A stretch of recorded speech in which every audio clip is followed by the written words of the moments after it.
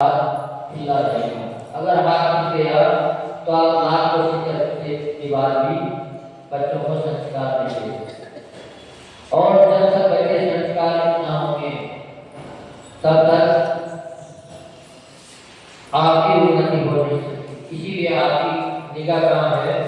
व्यापार में। और हमारी उन्नति किसमें है? हमारी उन्नति है संयम में। अगर हमारा संयम बढ़ रहेगा, संयम में अगर हम आगे बढ़ते रहेंगे तो हमारा उन्नति होती रहेगी। अगर हमारे आचरण में शिथिलता आ गई तो हमारी उन्नति होगी।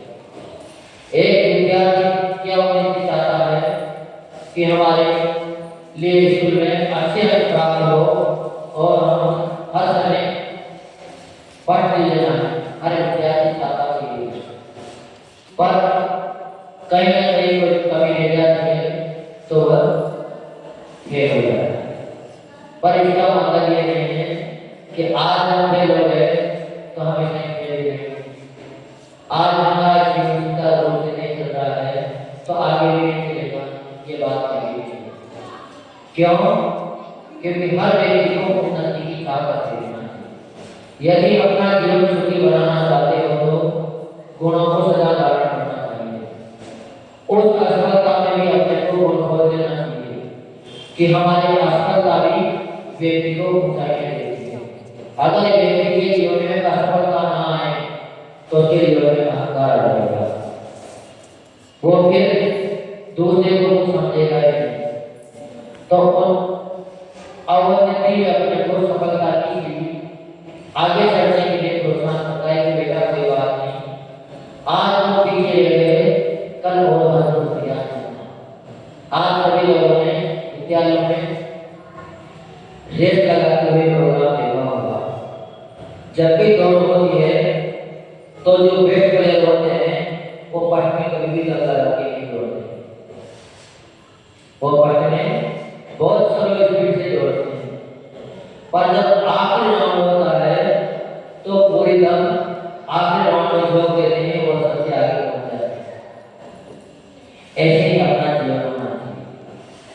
अपन पूरे साल को सरलता से पढ़ाई और जब लक्ष्य में आए तो फिर पूरी दम लगा के उसको उसका प्रयास करना चाहिए।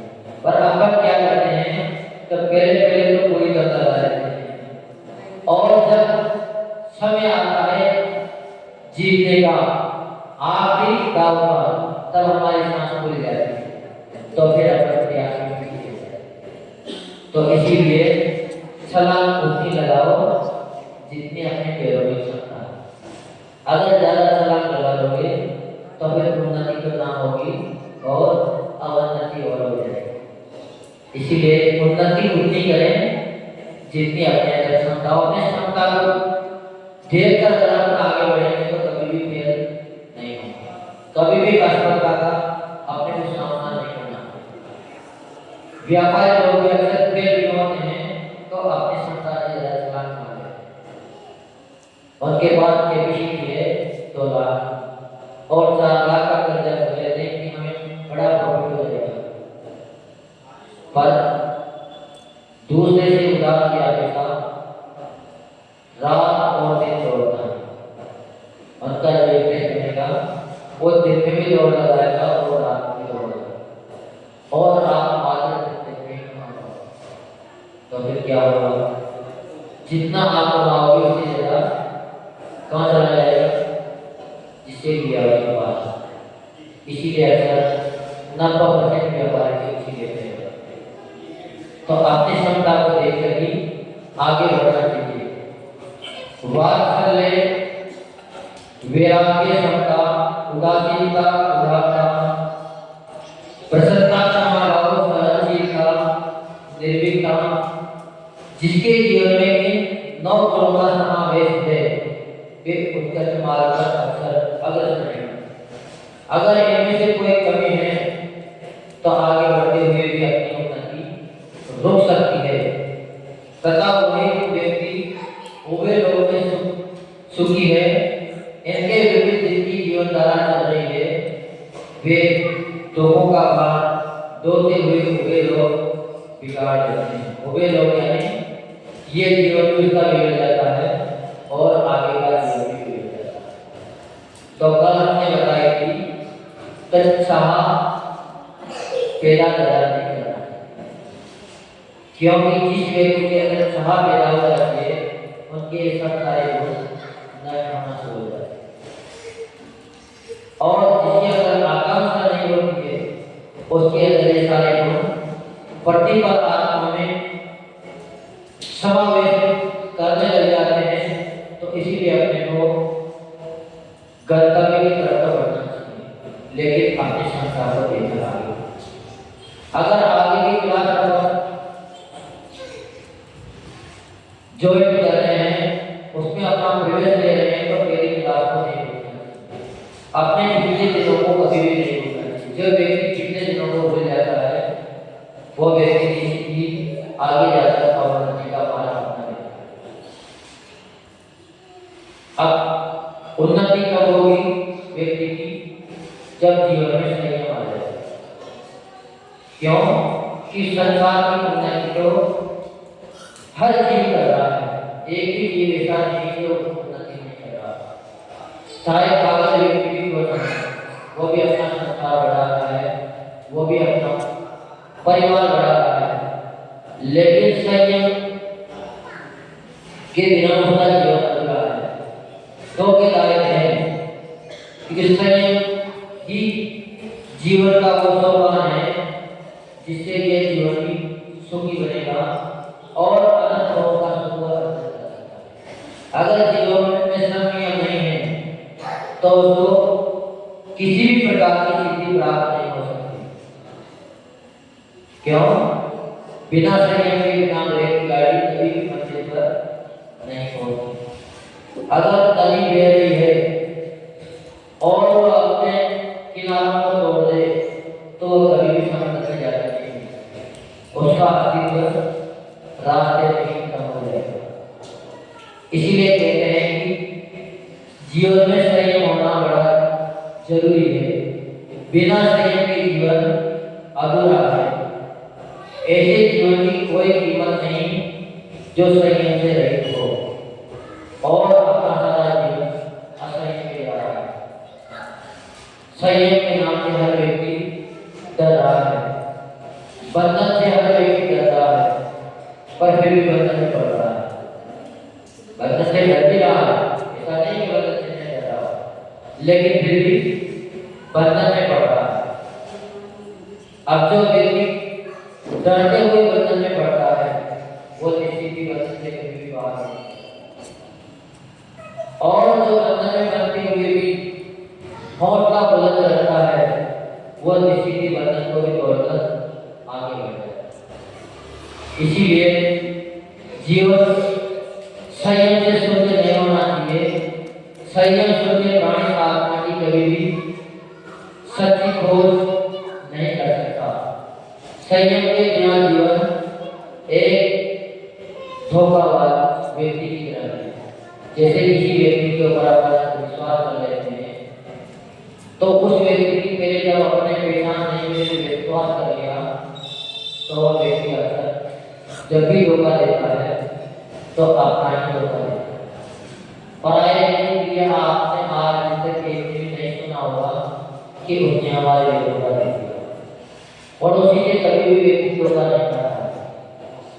जब भी धोखा खाता है तो अपने परिवार में धोखा मिलता है।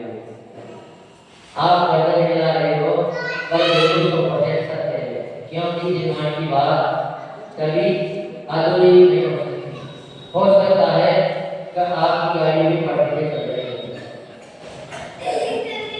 अब जब तक गाड़ी पटरी चलती रहती है तब तक तो अच्छी लगती है, पर जिस दिन गाड़ी पटरी से नीचे उतर जाती है तो फिर देखिए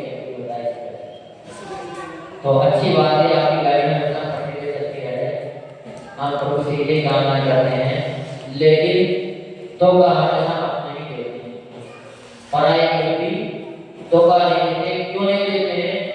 क्योंकि पराये से तो हम संभल के चलते हैं। अपने को पहले से मालूम होता है कि हमारा शत्रु है या हमसे धोखा कर सकता है, तो हम उसकी ये तो समझ के चलते हैं और अपनों से अपन बेफिक्र हो जाते हैं। जिनसे अपनी दोस्ती हो जाती है, वो मेल मुलाकात हो जाती है, उनसे अपने को कोई शिकायत नहीं रहती और जिससे शिकायत नहीं रहती है अक्सर वही दोस्ती होता है। क्योंकि जितने भी लोग होते हैं वह जिनके ऊपर विश्वास करते हुए दोस्ती करते हैं। जितनी भी लव मैरिज हो रही है, कहाँ से हो रही है, अपनों से हो रही है और अक्सर होगा वही लोग हैं।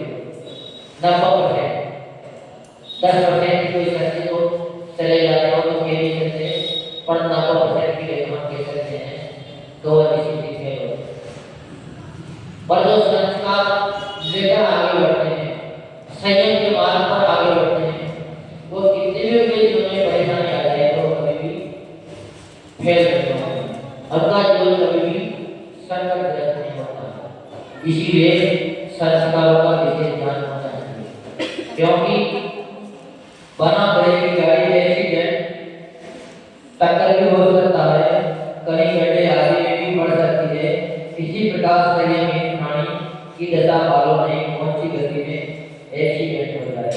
अगर अपने जीवन में संयम होगा तो अपन आवेग से बचेंगे, अंतर्गत चेष्टाओं से बचेंगे और हमारी कोई भी ऐसी चेष्टा अपने जीवन में नहीं आएगी जिससे अपने को दोष लग जाए। पर अगर संयम नहीं है तो मात्र एक चाह ही अपने जीवन में होती है और चाह की पूर्ति करने के लिए व्यक्ति कितना भी गिर सकता है कि दिखने में बल्कि वह बगुले जैसा बाहर सफेद नजर भले आता है, लेकिन जब उसके अंदर के खोखले को देखोगे, अंदर के गौशाले को देखोगे तो उसमें मात्र कौवे के गोश्त में हमेशा क्या मिलता है, मांस का ही टुकड़ा मिलेगा पर कभी भी मोती नहीं मिलेगा। पर अगर हंस के पास चले जाओगे, हंस के गोश्त में देखने की कोशिश करोगे तो हो सकता है कि मोती भी मिल जाए। तो इसीलिए ये निश्चित है जब भी योगा होगा तो आपको नहीं होगा केवल आपको गुजरात के भी होना चाहिए। विमर्श सागरी महाविराज की बोले बोले श्री विषम सागर जी महाराज की बोले विश्व सागर जी महाराज की नागम पंथ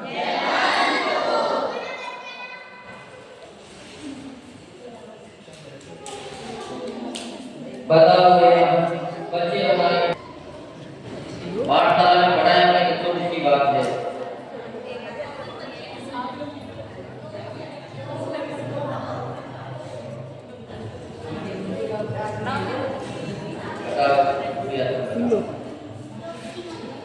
कौन कौन से आते हैं?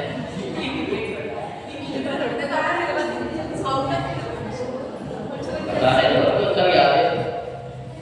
हाँ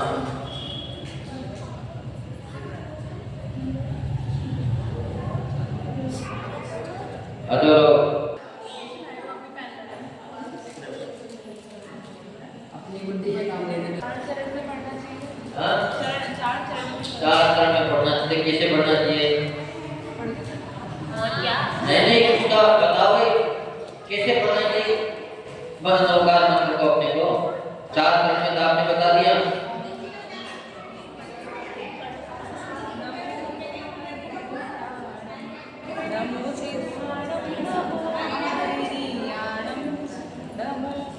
अभी हमारे पसंद के मुताबिक आप करना है।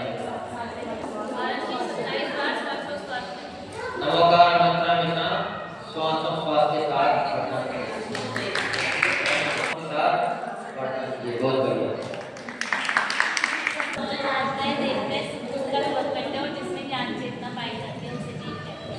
चलो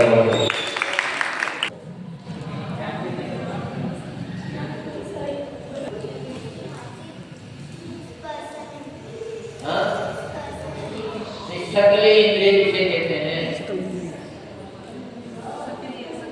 सकल इंद्रिय। चलो अभी बैठ जाओ। और कौन बता रहे हैं? कोई नहीं बता रहा।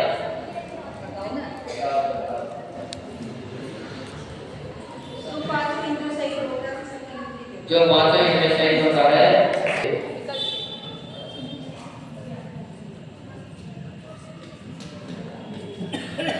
इंद्रिय संयम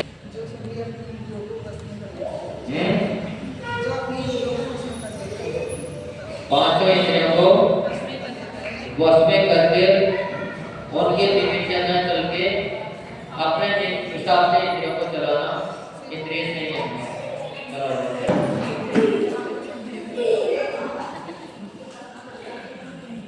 है। प्राणी संयम साधु दोनों का संयम पालते हैं, इंद्रिय संयम और प्राणी संयम।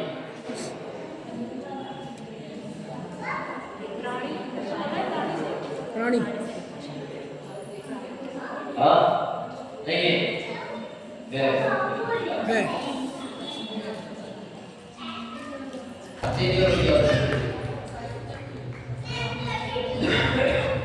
ओके बात करना हाँ क्या हो गए बच्चों के रह गए हाँ चलो बताओ भाई उत्तम किसे कहते हैं? उत्तम किसे कहते हैं? बहुत सरल पूछ रहे हैं उत्तम बताओ भैया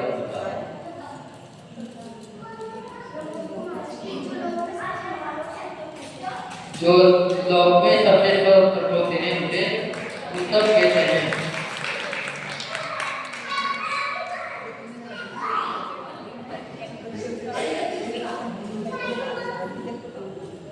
नहीं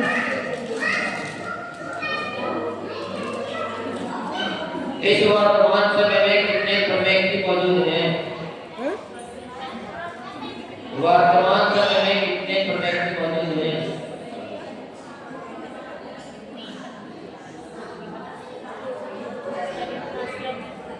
हाँ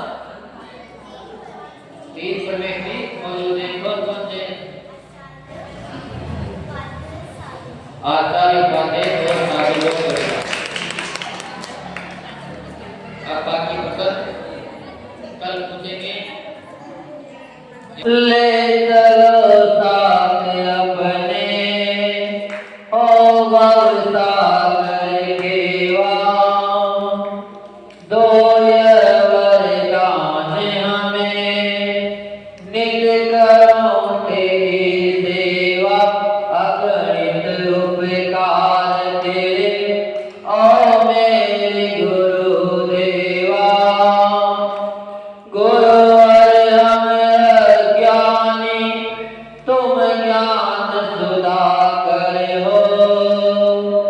मैं क्या तम राहों में तेजस दिवा करे हो।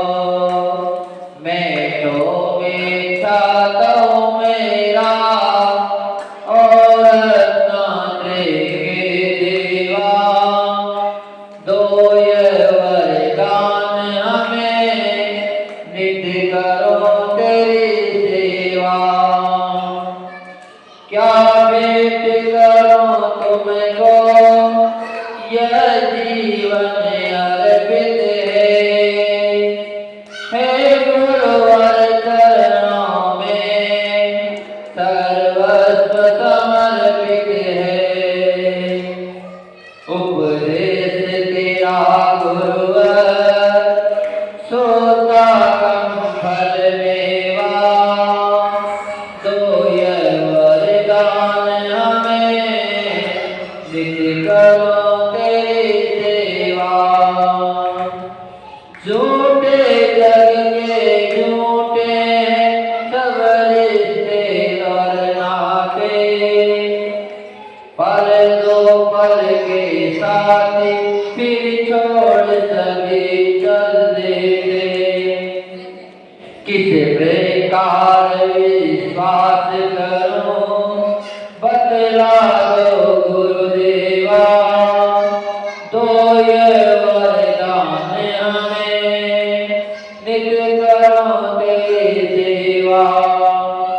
हे उपकारी गुरुवर इतना उपकार करो। ले चलो मुक्ति पथ पर विनती स्वीकार स्वीकार करो, आशीष दे दो विमर्श सिंधु देवा, दो ये वरदान हमें नित करो तेरी सेवा। अगणित उपकार तेरे ओ मेरे गुरुदेवा, दो ये वरदान हमें नित करो तेरी सेवा। जो ब्रह्म जी राज्य विषम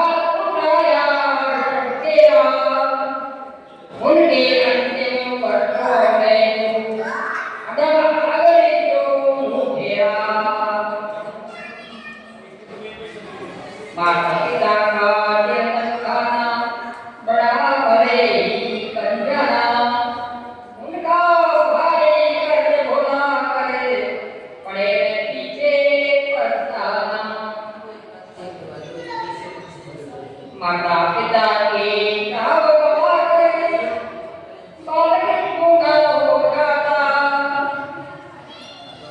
माता पिता के नाम गवाकर बालक गुंगा हो जाता।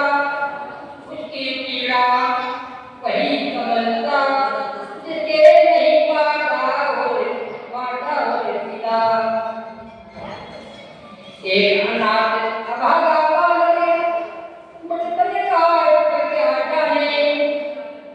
जिसको बोले माँ बेचारा किसे अपना माने। माता पिता का दुकाना बड़ा भले बन जाना। उनका भाई कर गुना करते पीछे बंगला गाड़ी टीवी बच्चे नहीं करने को पाना। बंगला गाड़ी नहीं करने को पाना। माता पिता के जिला मुश्किल कभी नहीं धोखा पाना। तो जिसने अपना माना तू भी उनको बताना। किसी ने के कारण तेरे काम छोड़ाना। माता पिता का दिल न दुखाना बड़ा भले ही बन जाना। उनका भाई कर भला कर बड़े पीछे पछताना।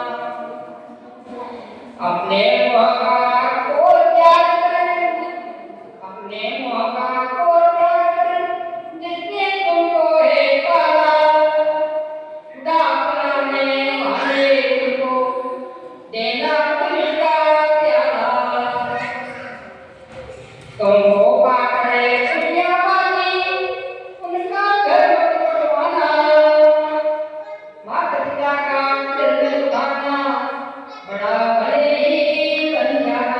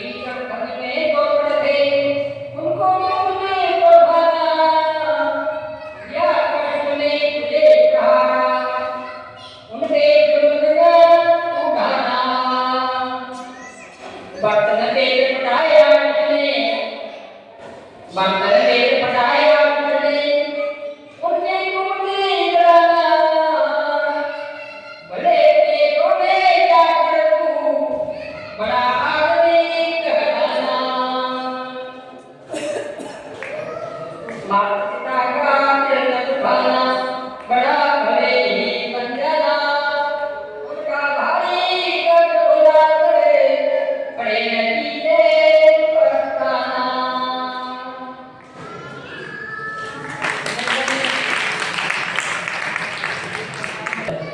क्योंकि वहाँ साक्षात पूज्य गुरुदेव विराजमान है।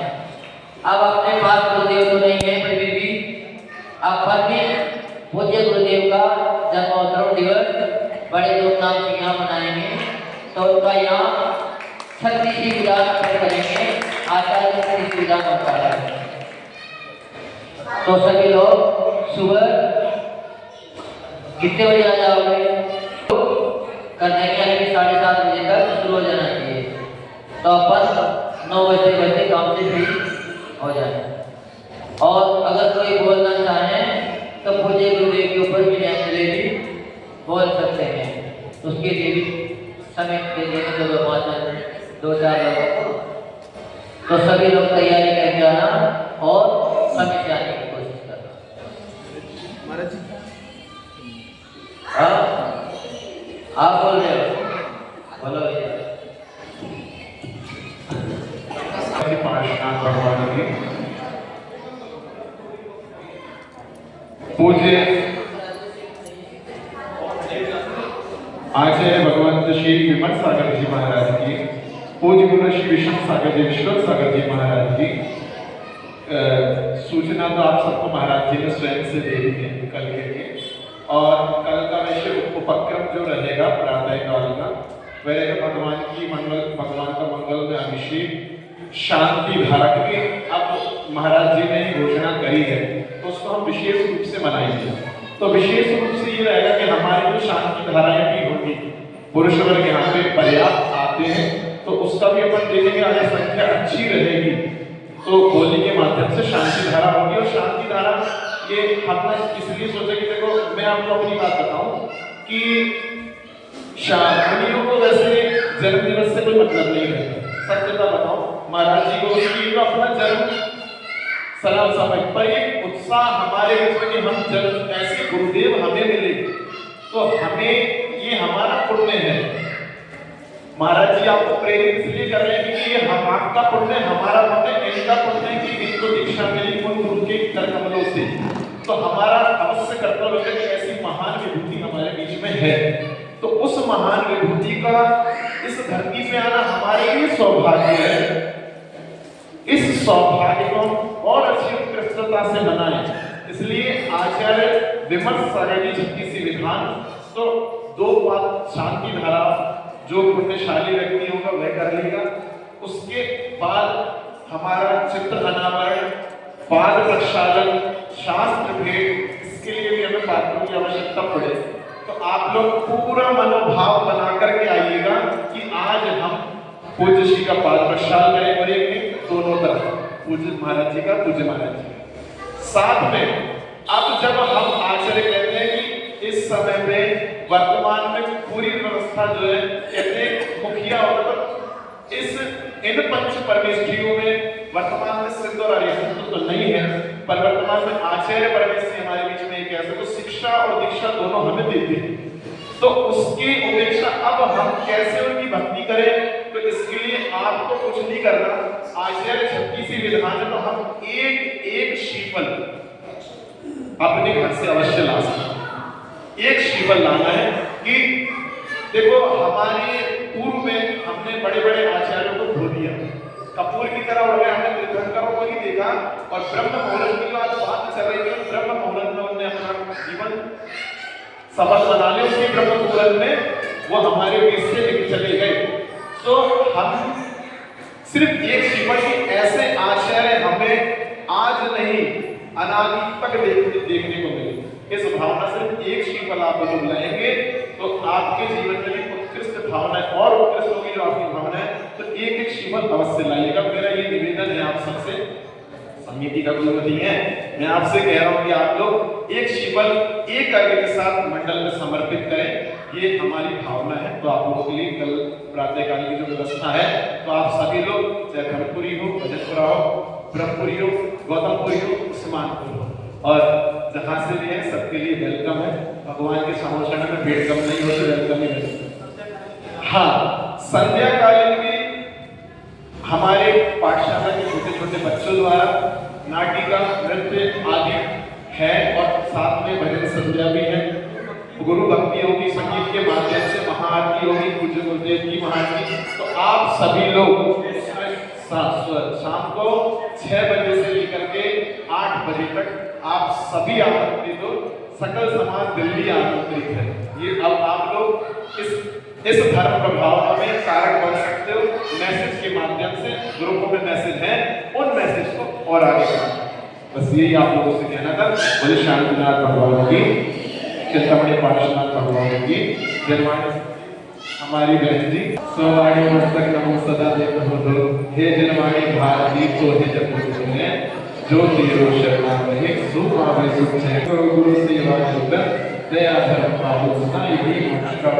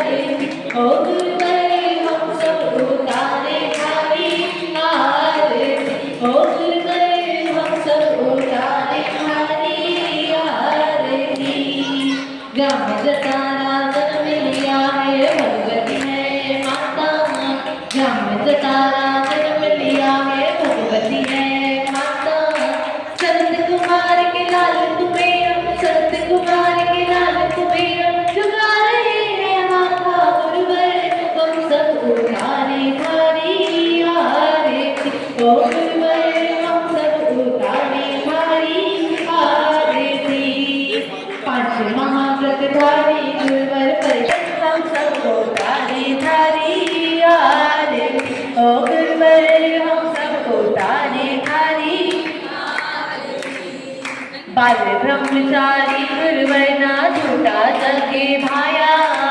बाल ब्रह्मचारी गुरुवर्णा झूठा संग माया गुरु विराग के चरणों अंग गुरु विराग के चरणों अंग सैया में अपनाया गुरुवर हम सब उतारे थारी आरती ओ गुरुवर हम सब उतारे थारी आरती धरती अंबर दशो दिशाएं वंदन करती हैं धरती अंबर दशो दिशाएं वंदन करती हैं सारी सृष्टि गुरु चरणों में सारी सृष्टि गुरु चरणों में अभिनंदन करती है गुरुवर हम सबको तारे थारी आरती ओ गुरुवर हम सबको तारे थारी आरती करुणा सागर गुरु हमारे चरणों बलि बलि जाए करुणा सागर गुरु हमारे चरणों बलि बलि जाए जब तक मुक्ति मिले न हमको जब तक मुक्ति मिले न हमको मैं तब तुमको पाए गुरुवर हम सबको तारे थारी आरती ओ गुरुवर हम सबको तारे थारी आरती वितरागता गुरु